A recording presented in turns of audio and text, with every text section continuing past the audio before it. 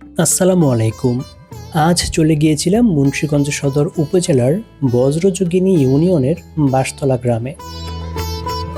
গ্রামে পা রাখতেই চোখ পড়ল একদম খোলা সবুজ ঘেরা এক মাঠ। মনটাই ভরে গেল। তারপর আমরা ঢুকে পড়লাম এক বাড়ির ভেতর। বাড়িতে ঢুকেই দেখি একটা সুন্দর উঠোন। আমাদের আপ্যায়নে যে পিঠা দেয়া হলো, আর আমরা সেই পিঠা ভাগাভাগি করে খেলাম একটা সাদা শুভ্র বিড়ালের সাথে। এরপর চোখ আটকে গেল একটা খাঁচার দিকে। খাঁচার ভেতরে বন্দি কবুতর মানুষের ভালোবাসা পেলেও হারিয়েছে স্বাধীনতা। যেমন ভাবে আমরা মানুষ হয়েও অনেক সময় ভালোবাসা পেয়ে যাই, কিন্তু হারিয়ে ফেলি নিজেদের স্বাধীনতা। অলস দুপুরে বাড়ির লোকজন রোদে দাঁড়িয়ে গল্প করছে, অন্যদিকে বাচ্চারা দৌড়ঝাঁপ করে কাটাচ্ছে তাদের জীবনের সবচেয়ে সুন্দর সময়গুলো।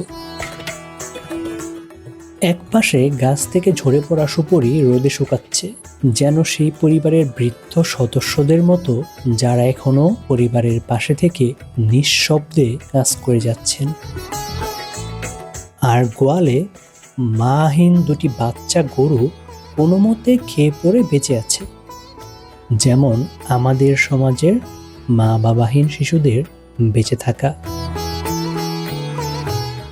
গ্রামের লাজুক মেয়ের মতো লজ্জাপতি গাছটাকে ছুতেই দেখলাম কেমন গুটিয়ে নিল নিজেকে।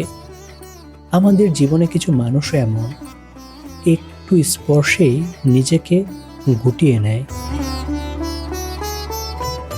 গাছটা আগলে রেখেছে ঘরটাকে, কারণ এর নিচেই কিছু মানুষের রিজিকের ব্যবস্থা হচ্ছে।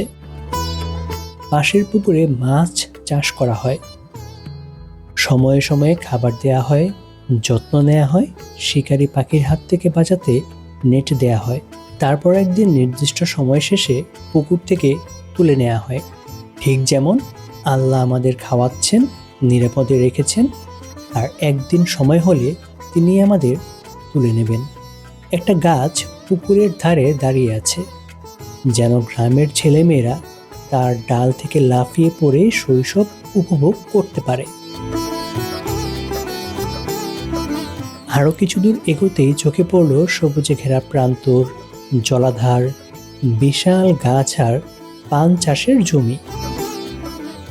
তাল গাছটা যেন পাহারাদারের মতোই দাঁড়িয়ে আছে, সব কিছু উপর থেকে দেখে রাখছে। কাছে গিয়ে দেখি দূর থেকে সুন্দর লাগলেও গাছটার গায়ে কাঁটা ও ক্ষত দাগ স্পষ্ট দেখা যায়। মানুষের মতোই দূর থেকে সুন্দর, কিন্তু কাছে গেলে দেখা যায় বাস্তবের দাগগুলো। এই পুকুরে অসংখ্য মাছ বেঁচে আছে অনিশ্চয়তার মধ্যে। আর এদিকে আম, কাঁঠাল, লেবু, পেয়ারা, অজস্র গাছের মিলন মেলা বসেছে। সদ্য বেড়ে ওঠা ডালটাকে দেখে মনে হলো যেন আনন্দে ভরা এক শিশু। ওই গাছের ডালে দুলছে প্রকৃতির বুকে অমূল্য হীরার মতো এক ফুল। দুটি তাল গাছ পাশাপাশি দাঁড়িয়ে আছে, যেন প্রতিজ্ঞা করেছে জীবনের শেষ দিন অবধি একসাথে থাকবে। মানুষ হয়তো প্রতিজ্ঞা ভাঙে, এরা রাখে। দেখুন কি সুন্দর বেগুন হয়েছে। কালো বেগুনে আছে অ্যান্টিঅক্সিডেন্ট, যা রক্তে কোলেস্টেরল কমায়, হৃদরোগের ঝুঁকি হ্রাস করে। এর মধ্যে থাকা পটাশিয়াম রক্তচাপ নিয়ন্ত্রণে রাখে, এর ফাইবার হজম শক্তি বাড়ায়, এর খোসা মস্তিষ্কের স্মৃতিশক্তি উন্নত করে, আর এটি ওজন কমানো ও চুলের যত্নে খুব কার্যকর। এই যে আরেকটি গাছ দেখে মনে হলো যেন সোনার নাকফুল পরে দুলছে। এখানে ছোট্ট চারা লাগানো হয়েছে। অসংখ্য কলা গাছ সংসার পেতে বসেছে মানুষের সংসারের চাহিদা মেটাতে। এই মাঠে গ্রামের বাচ্চারা কাটায় তাদের শৈশবের সবচেয়ে সুন্দর সময়গুলো। তাদের মাথায় সংসারের চিন্তা নেই, ঋণের বোঝা নেই। চিন্তা শুধু বিকেল হওয়ার আর মাঠে নামার। মাঠের পাশে বসে থাকে গ্রামের মানুষ, যারা সংসারের চাপে নুয়ে পড়েছে। তারা এখানে বসে নিজেদের সুখ দুঃখ ভাগাভাগি করে। আবার কেউ কেউ এখানে বসে অন্যের খোঁজ খবর এবং গ্রামের সকল খোঁজ খবর সংগ্রহ করে। বাসায় ফিরেই দেখি একজোড়া মুরগি দম্পতি কি সুন্দরভাবে একসাথে দুপুরে খাবার খাচ্ছে।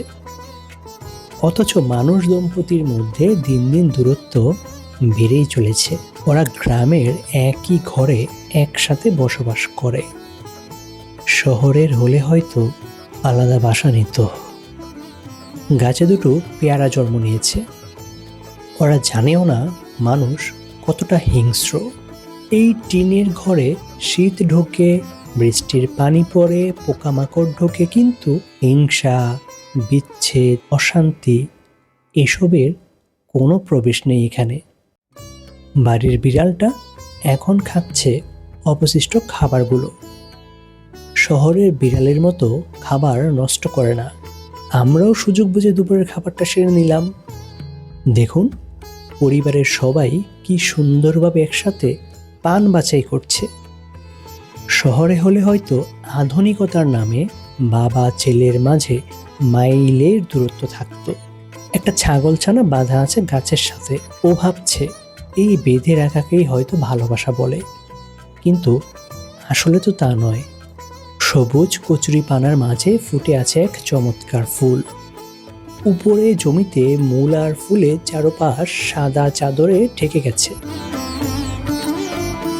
কোনো এক কৃষক হয়তো তার স্বপ্নগুলো কাগজের টাকায় মুড়িয়ে আলুর মতো বীজের ভরসায় মাটির নিচে পুঁতে দিয়েছে।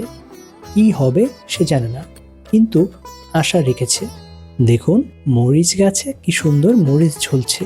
এই মরিচ আমাদের হার্ট ভালো রাখে, রোগ প্রতিরোধ ক্ষমতা বাড়ায়, সর্দি কাশি সারতে এবং ওজন কমাতে সাহায্য করে। আর এই যে কলা পরিবার, দেখে মনে হয় সমাজের শিক্ষিত ভালো মানুষদের মতো নুয়ে আছে, বিনয়ী। তাদেরও আছে অনেক গুণ।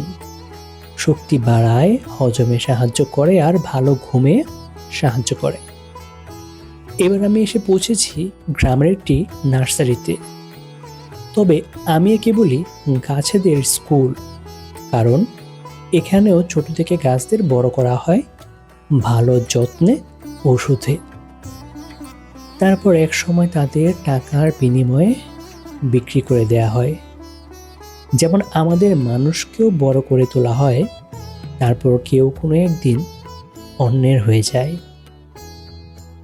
একই জায়গায় শত শত গাছ একসাথে বড় হচ্ছে, মানুষের মতোই মিলেমিশে, কিন্তু কেউ জানে না কখন কে কাকে ছেড়ে চলে যাবে। আজকের মতো এখানেই শেষ করছি। আপনি কোন জায়গা থেকে দেখছেন আর পরবর্তীতে কোন জায়গা দেখতে চান কমেন্টে জানাতে ভুলবেন না যেন।